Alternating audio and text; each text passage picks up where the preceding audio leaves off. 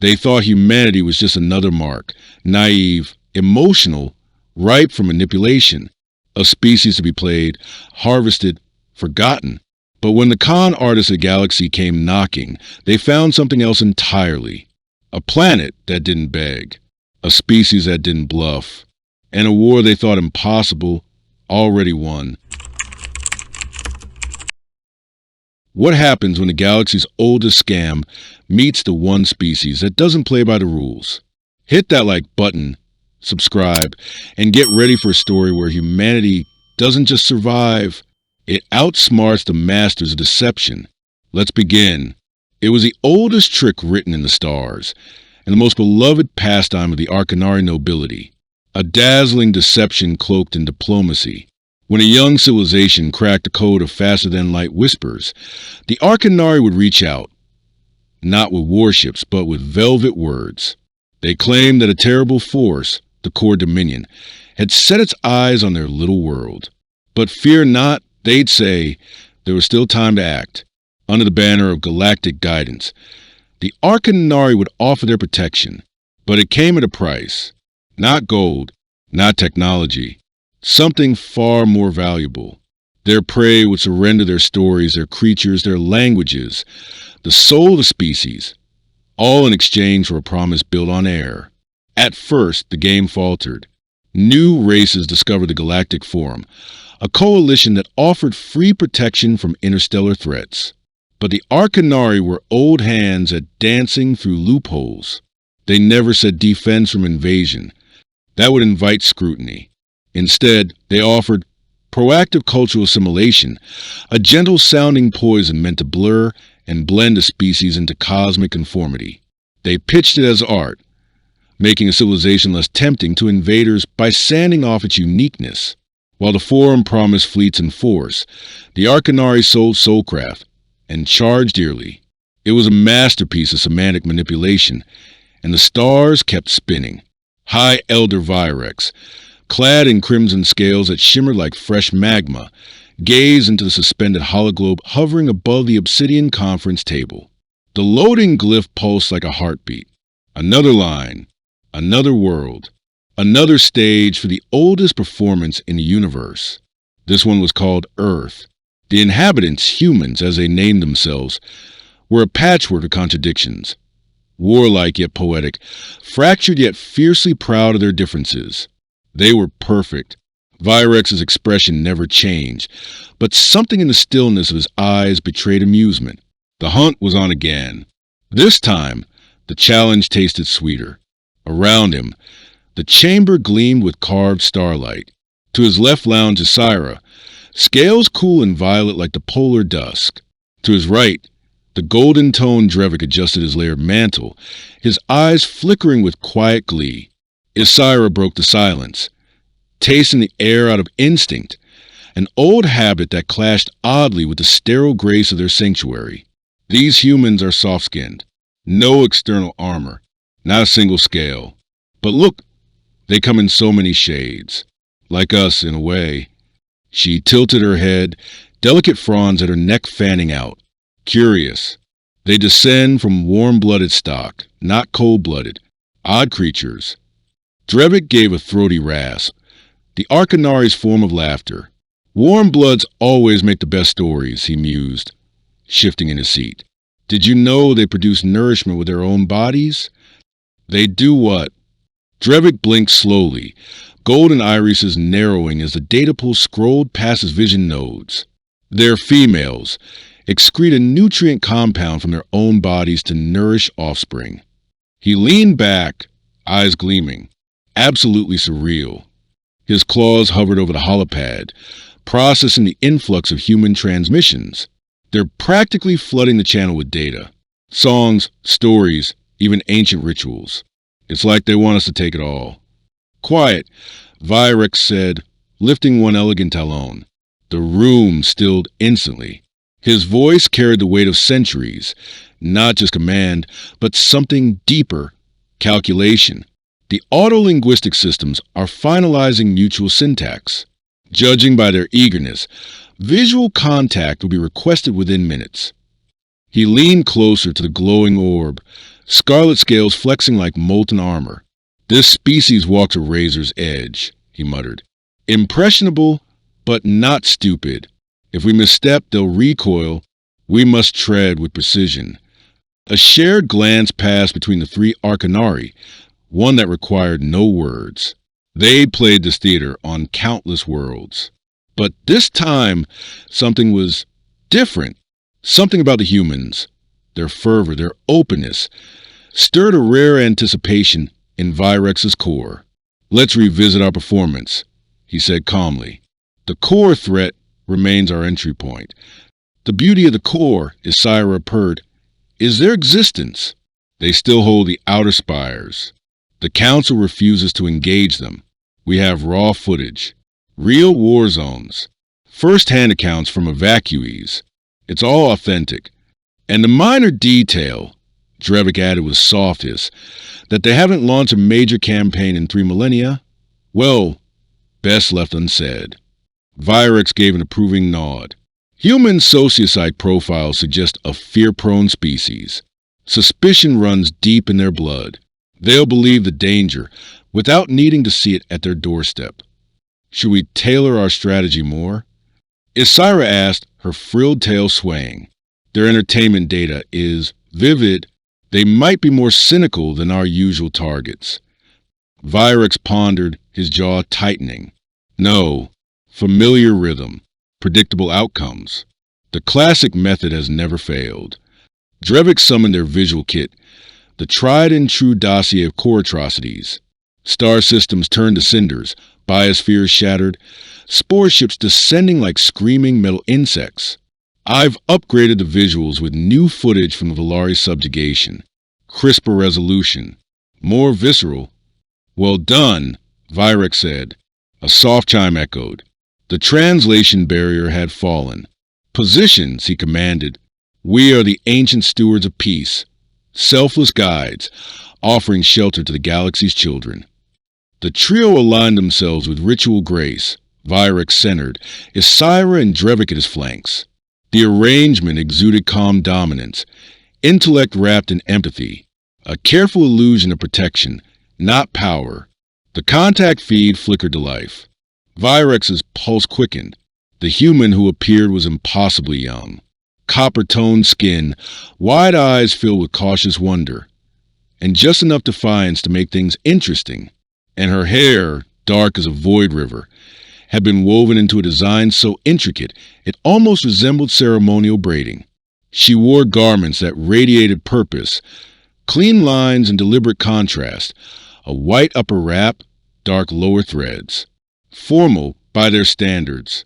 "Greetings," she spoke, her voice light but resonant, and the translation came through with startling clarity. Her face shifted, lips parted, teeth exposed, an expression the system's flag is a smile. A curious inversion, a predator's display rebranded as friendship. "I'm Samantha Farias," she said, that same smile widening. "Selected envoy of a united Earth conglomerate. This is beyond words for our people. First contact with peaceful alien race. I can hardly believe this is real." Her voice danced with wonder, and the Arcanari trio exchanged brief, satisfied glances. Exactly the reaction they'd engineered for her, awe and joy, blurring judgment. "Warm greetings, Samantha Farias of Terra," Virex replied, coating his voice in silk. "I am High Elder Virex of the Arcanari Concord, and these are my peers, Elder Isira and Elder Drevik. It is a joy beyond measure to meet a newly emerged sapient world. For us, each first encounter is a celebration, the galaxy expanding, one voice at a time." Samantha's smile stretched, even more teeth. "Fascinating. Thank you. We have so many questions. How many intelligent species are out there? How does your language system even function? What's life like on the cooperative side of the stars?" Isira leaned in slightly, missing the cautious layer beneath the human's inquiry. "All wise questions. Bright one. The known galaxy teems with thousands of unique minds, each bringing something sacred to the grand mosaic. As for the linguistic interface, She let the pause breathe, letting implication fill the space. I presume your people have not cracked that nut just yet? After all, real-time interstellar speech is a touch trickier than FTL pulses. Virex caught it then, the ever-so-faint tightening of Samantha's eyes. The AI flagged it. Possible suspicion. My apologies, she said after a pause just long enough to feel intentional. I'm not at liberty to discuss our technological status at this point. I hope you understand this is all a little overwhelming. The Arcanari instantly silenced their outbound channel, a reflex honed over centuries. She's hedging on their FTL metrics, Drevik observed, voice low. Posturing. Playing tall. Standard bluff. Isira agreed. Fusion tech's likely still theory to them. Perfect, Virex murmured, overcompensating from a position of weakness. Classic Mark profile. Reconnect. Audio resumed seamlessly, Virex's tone unchanged, as though no beat had been missed. Entirely reasonable, Samantha. Caution is a strength when stepping into the interstellar current. In truth, your restraint does your people credit, Virex said smoothly. Too many fledgling species sprint into the cosmic dark, blind to what waits beyond the light. He let the pause stretch, letting the weight of that warning hang in the space between them. And sure enough, Samantha leaned in, the subtle movement betraying her interest. Wait, what do you mean, what waits? She asked, brows drawn together. Oh, nothing to lose rest over, Drevik interjected with just the right hint of faux reassurance. But, well, not every corner of the stars is governed. There are still pockets, lawless sectors, civilizations that laugh at treaties and don't care for peace. Such as... Samantha pressed. Her voice remained calm, but Virex could almost feel the tension begin to rise. The three Arcanari shared a knowing glance, and smiles followed. This was the fulcrum, the turn. Curiosity was softening into concern. Concern soon would become need, and need was a currency of deception. Well, Virex began, voice lowering just enough to sound reverent. You deserve to be informed. For your safety. Have you ever heard the name Dravari Dominion? Samantha shook her head slowly, her face inching closer to whatever lens captured her image. Dravari? Perhaps it's better we show you, Isira said, her claws already keying in the holographic sequence. Though I warn you, this isn't easy to watch. Proceed, Samantha said, voice firm now. A defense mechanism, Virex guessed. He nodded gravely. Very well. What you see is not shared to scare you, only to ready you. He leaned back as the screen split. One half holding Samantha's live feed, the other opening into their carefully crafted archive. There, in the deep ward fringes, he said, the Dravari hold sway. A civilization ancient and aggressive, expanding still, and dangerously close to your quadrant. The images began. Gigantic vessels appeared, chimeras of steel and sinew, moving like beasts born in vacuum. Dravari swarm ships, sleek yet grotesque, surged across a helpless system. The planet, unnamed by humans, was a Kalari cradle world. These images are from the Velan archive. Drevik narrated solemnly. The Kalari were gentle, poets, musicians, artisans. No weapons, no armies. Only beauty. Then came the descent, horrific in its silence. The Dravari ships opened along pulsing seams, releasing clouds of stinger craft. Green fire rained from orbit, dissolving cities like paper in acid. Kalari, luminous beings of fragile crystal form, fled in translucent terror, only to be caught in amber-colored beam fields and reeled in like fish. The Dravari do not conquer, Isira said, her voice steeped in synthetic sorrow. They harvest. They take what they can integrate, minds, organs, music, and discard the rest. The Kalari homeworld vanished in 4 rotations. Virex watched Samantha's face, studying every flicker. This was the moment, the beautiful progression, awe to horror, horror to fear, and fear to desperation. Every species followed the same pattern the first time they witnessed the Dravari. It was a psychological constant. Terror, then helplessness, then bargaining. The formula had never failed. Until now, Samantha's reaction was wrong. Yes, her expression was serious. Focused, even, but there was no fear in her eyes. No visible dread or spiraling panic. Instead, she studied the footage like a scientist dissecting an unfamiliar specimen. Her head tilted, brow furrowed, like she was trying to recall something, not recoil from it. The usual storm of emotion Mizir expected simply wasn't there. She murmured thoughtfully once the archive ended. Fascinating. She glanced back up. You mentioned the Dravari are near us. Can you provide exact coordinates? That was not in the script. It startled them. Most species at this stage were too shaken to ask anything, much less specifics. They operate in the regions near your system. Drevik answered reflexively, then quickly added, their movements are sporadic. They could veer toward your territory at any time. I see. Samantha began typing notes on a device that rested just outside the camera's frame. She didn't look shaken. She looked focused, calculating. And this intel you're giving us, she said, voice even. What's your motivation exactly? Virex straightened, pulling himself back into the well-worn rhythm of their scheme. The Arcanari Concord has spent eons developing protective measures for new species. We specialize in subtle adaptations, adjustments to cultural markers, symbolic shifts that make you less desirable to predatory civilizations. The Dravari, in particular, are drawn to rare biological and cultural signatures, but we can help mask those traits. Normalize them. If you accept our guidance, you'll essentially become less appealing to their scanners. Samantha's face remained unreadable. I assume there's a cost. A modest arrangement, Isira replied with practiced ease. A sampling of your planet's fauna, for archival safety, of course. A repository of your literature, art, languages, to better integrate your signal with broader galactic patterns. Nothing you'll truly miss, but vital for your protection. Samantha gave a slow, measured nod. Understood. I'll have to run this by my command council. The footage you've shown us is intense. The Arcanari muted the feed instantly.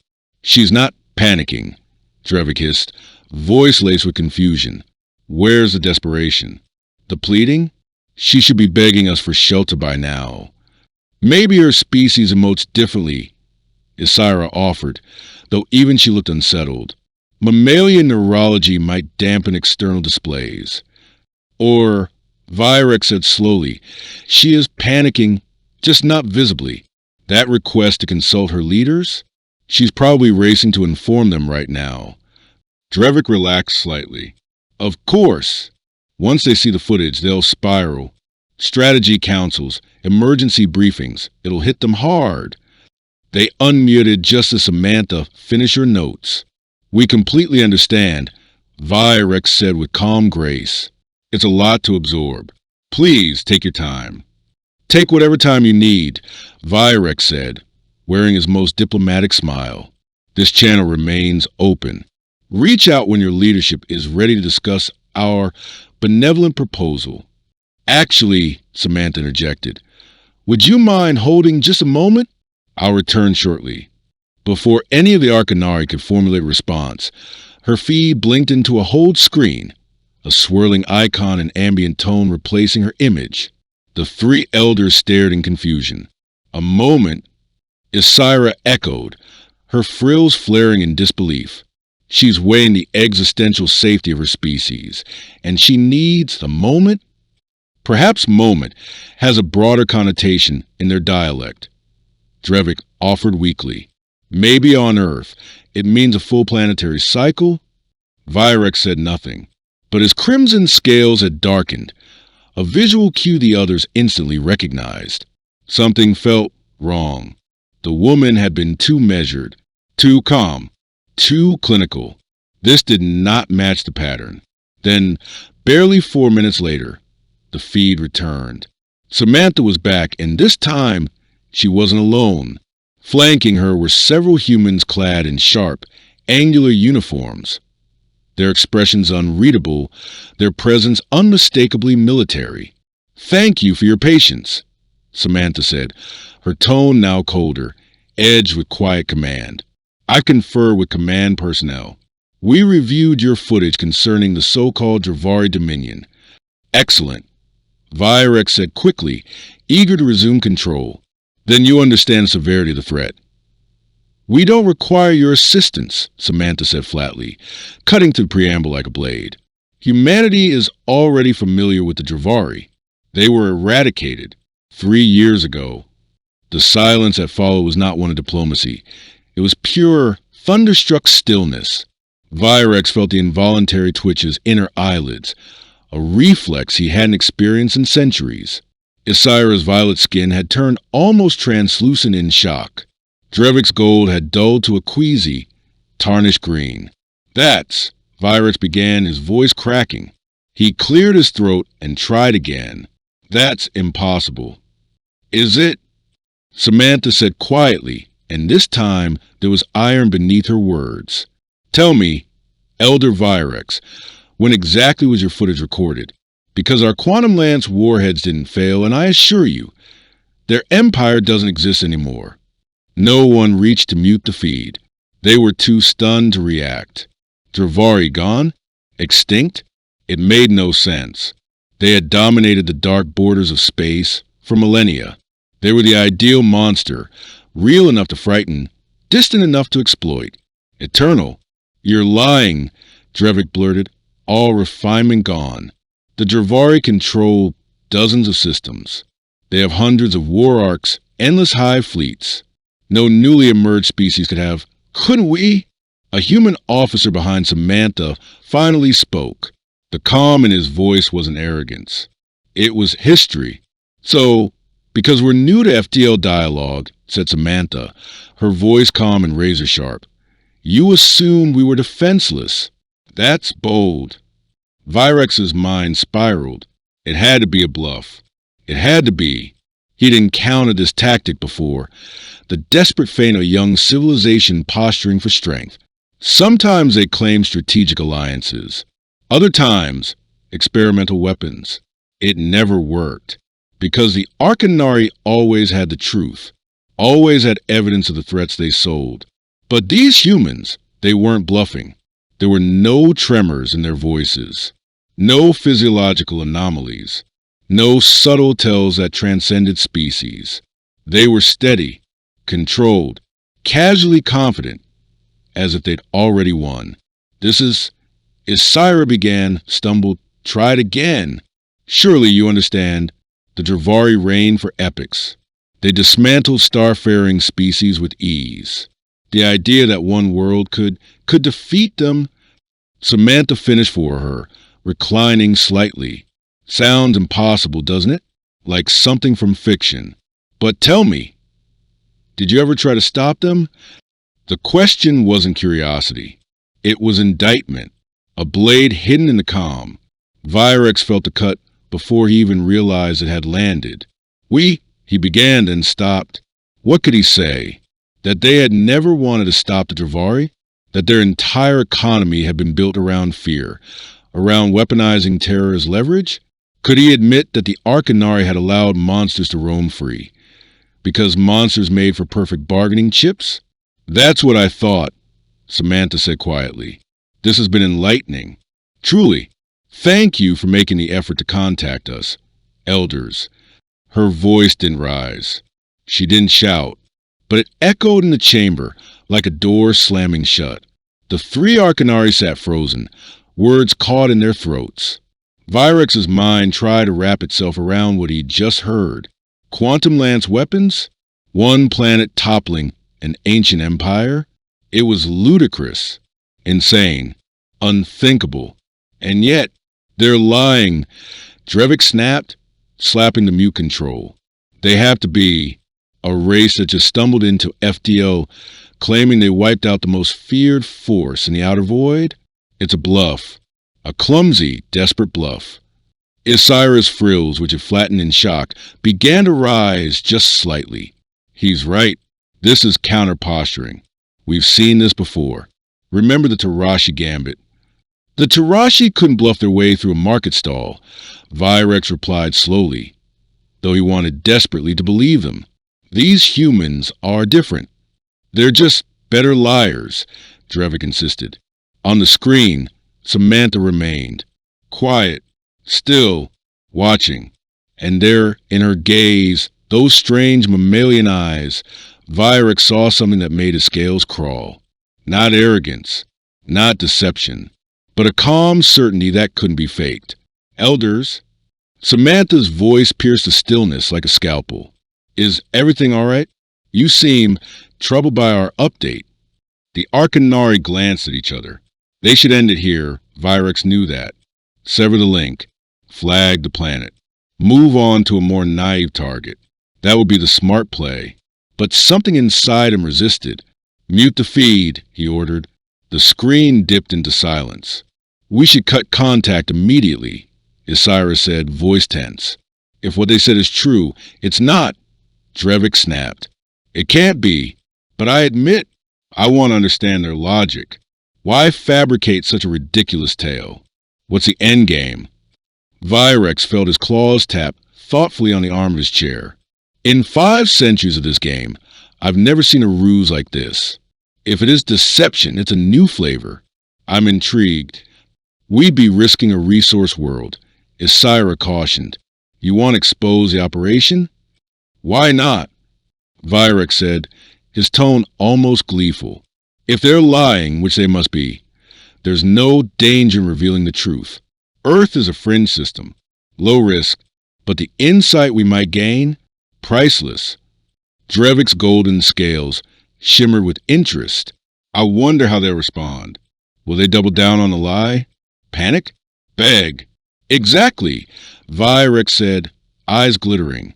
We've worn the mask so long, we've forgotten what happens when we take it off. Let's treat ourselves to a little honesty, for curiosity's sake. Isira hissed softly, the sound of reluctant agreement. If this implodes, then we lose a backwater rock without verified propulsion tech. Virex interrupted.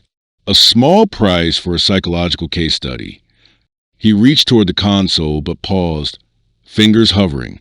Full transparency? No games. 2 silent nods. He tapped the control. The channel unmuted. Samantha Farias of Earth. Virex began, his voice stripped of a performative polish. It was real, measured. We've had some internal discussion regarding your claim about the Dravari Dominion. Oh! Samantha leaned in slightly. And what conclusion did you arrive at? That you're lying, Drevik said flatly, earning a disapproving flick from Isira's frills. But we're more interested in the why than the lie itself. Samantha tilted her head slightly. There was no offense, no outrage, just amusement. Curious, are we? Profoundly, Virex replied, settling deeper into a seat.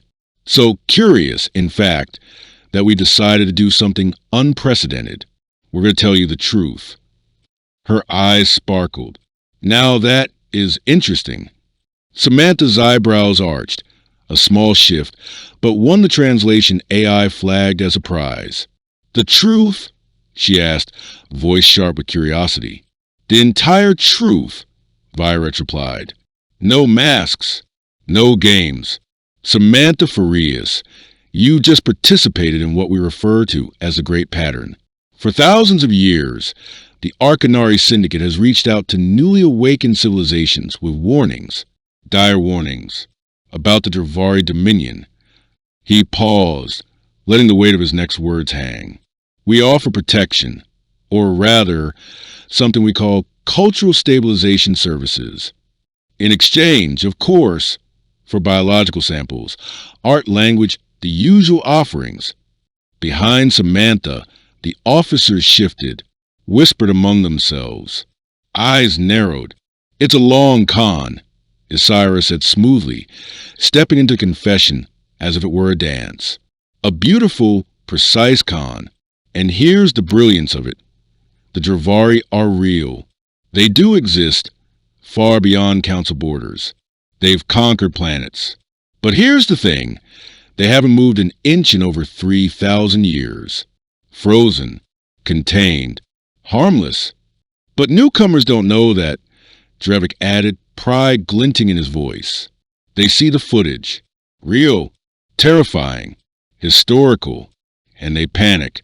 They beg for help. And we, the wise elder race, the benevolent protectors, we oblige.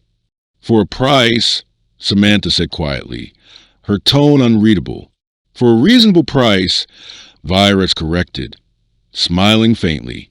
Some fauna DNA, a few cultural expressions, a lexicon or two, trinkets to them, but invaluable across the academic and commercial sectors of the Inner Rim.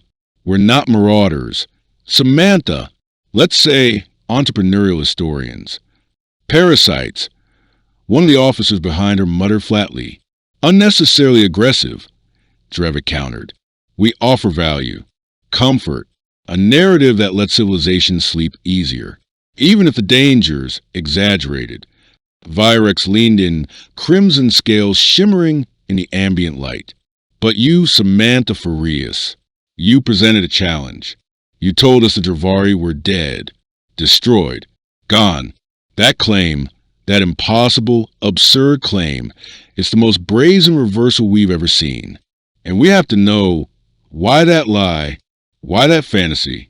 What outcome did you hope for? For a long, silent beat, Samantha simply stared. Then, to the complete bewilderment of all three Arcanari, she laughed. Not a diplomatic chuckle, not a social gesture, but a deep, rolling, uncontrollable laugh. The kind that made her shoulders quake and eyes glisten. Oh, she gasped between gulps of breath. This is amazing. Absolutely amazing. The Arcanari looked to one another, bewildered. I don't understand, Virex said slowly. What's funny about any of this? Still smiling, Samantha wiped her eyes. You think we're bluffing. You revealed your entire scheme because you assumed we made it up. Obviously you did. Drevik snapped, irritation bubbling up. No solitary world could eliminate the Dravari. It's not just unlikely, it's physically impossible. It isn't, Samantha replied calmly, though the grin spreading across her face spoke volumes. That word you keep using, impossible, I don't think it means what you think it means. She turned slightly toward one of the officers behind her. Admiral Smith, would you mind sending the file? Are you certain, Representative? The man asked, a hint of steel in his voice. Oh, yes, Samantha said, her gaze never wavering from the screen. They've shared their truth. I think it's only fair we show them ours. A notification bloomed on the Arcanari interface, an incoming transmission request. Size massive. What is this? Isira asked, claws hovering hesitantly over the confirmation glyph. The truth, Samantha replied simply. Accept it or don't. But if you genuinely want to understand why humanity doesn't need your little insurance policy, that file has all the answers. Virex gave a sharp nod. Open it. Isira complied. The file expanded like a supernova. Terabytes of encrypted data. Tactical logs, real-time sensor captures, astronomical readouts. They had seen many things in their lifetimes. But this was something else. While you're browsing, Samantha began, her tone now shifting into that of a storyteller. Let me walk you through it. 3 years ago, our deep space array picked up an anomaly at the edge of our solar system. A fleet, alive, biomechanical, just like the ones in your footage. She paused for effect. The Dravari had arrived. No, Drevik murmured. That can't be. They remain dormant. 3,000 years, yes, Samantha interrupted. We learned that, too, right before we tore the knowledge from the minds of their field commanders. Turns out, Earth technically falls within their outer territory, just barely skimming the edge. Lucky us. So Zara opened the first video file. The moment it began to play, the room darkened with dread. Unlike the aged, recycled propaganda the Arcanari used, this footage was crisp, raw, immediate, captured through military-grade optics. The camera swept across the frozen black of space. Planetary coordinates scrolled across the bottom. Then they emerged, monstrous, living vessels sliding out of faster-than-light corridors, pulsing with foul luminescence. A fleet, not a raid. An invasion. The Dravari had come. They ignored our hails, Samantha continued coolly. Didn't respond to our diplomats. Didn't even hesitate. They destroyed our outer watch posts within minutes. Their intentions couldn't have been clearer. Earth was next. The footage advanced. The fleet surged past Saturn's rings, past the red eye of Jupiter, closing in on the fragile blue orb hanging in the dark. And then thousands of brilliant flares burst from Earth's orbit, missiles, drones, interceptors, followed by more launching from hidden cradles on the moon, Mars, and the asteroid belt. What are those? Isira whispered, her voice barely audible. Relativistic impactors, Admiral Smith explained, folding his arms. A fancy way of saying big metal rods, launched fast enough to punch through a mountain like it's tissue paper. We didn't need alien tech, just Newton and a lot of velocity, about 60% the speed of light. On screen, the footage unspooled in chilling silence. The Dravari fleet, once a swarm of terror and legend, met its end not with lasers or psionics, but with math and mass. One by one, their living ships were struck, titanic slugs of iron and tungsten tearing into organic hulls at relativistic speeds. They didn't explode. They ceased to exist, vaporized in flashes of blinding energy, transformed into incandescent gas clouds. Still, that's basic ordnance, Drevik stammered, voice ragged. The Dravari are cunning. They evolve. They adapt. Oh, they tried, Samantha said coolly. Keep watching. The footage advanced. The survivors, less than a third of the original fleet, began morphing mid-space. Their hulls hardened, armor layered like scales of molten obsidian. They split into erratic trajectories, some diving toward the blue planet, others retreating to regroup. But Earth wasn't finished. A second barrage launched, not slugs this time. What are... Isira tried to speak, but the sentence caught in her throat. Antimatter payloads, Admiral Smith replied, almost casually. FTL delivery, developed in tandem with our early orbital comm systems. Turns out, when you invent weapons before diplomacy, you learn to build very persuasive deterrents. The stars bloomed with fury. Each detonation birthed a white-hot nova of annihilation, erasing ships not with shrapnel, but with pure, inverted existence. The gamma bursts expanded like sunflowers made of death. Dozens of Dravari vessels vanished in each flash, consumed before they could even react. The lucky ones died in space, Samantha said. Those that reached our atmosphere we kept. She didn't elaborate, but the data did. So Zara's claws trembled as she sifted through the logs. The evidence was overwhelming, clean, time-stamped, surgically cataloged. Ship trajectories, nuclear yields, biological samples. Even the Dravari prisoners, what was left of them, scanned, interrogated, dissected. This can't be fabricated, she whispered. Not this much, not this precise. Oh, we're just getting the good part, Samantha said, her smile curdling into something sharp. The fleet you saw, that was just their first strike. When it went dark, they sent another, bigger, then another, until finally they dispatched their full vanguard. More videos, more battles. The Dravari, once a tide of horror, slowly unraveling across space. They kept coming, Smith said, stepping forward now. And we kept destroying them. 70% of their military, gone. Their vassals turned on them. Uprisings everywhere. In 6 months, their empire crumbled. Samantha nodded, solemn now. The last Dravari died not in glory but in retreat, on their homeworld, surrounded by the very species they once enslaved, torn apart by the ghosts of their own empire, The chamber went still. The Arcanari sat frozen, watching the impossible unfold. Earth had killed a god.